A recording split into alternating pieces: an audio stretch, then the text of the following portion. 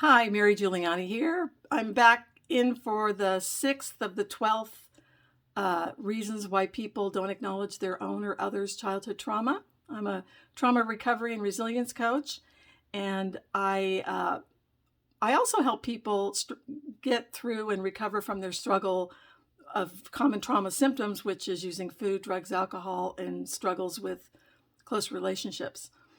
Okay, so number 6 on the reason people deny their own or minimize their own or others' childhood trauma is due to feeling like if they do so, they'll be dishonoring their parents.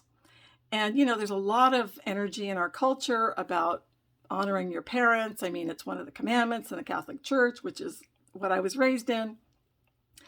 And the issue with this is that this is not about blaming parents. Parents do the best they can.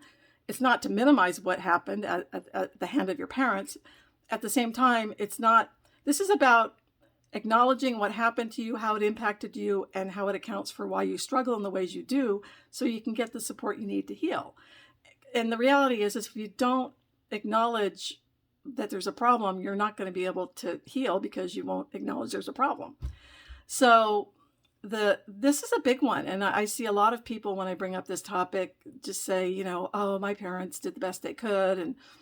And yes, they did do the best they could. And you still may be dealing with trauma that may be impacting your ability to have healthy relationships, pursue a career you love, dealing with shame, guilt, or just being in relationships that are unfulfilling or abusive or toxic.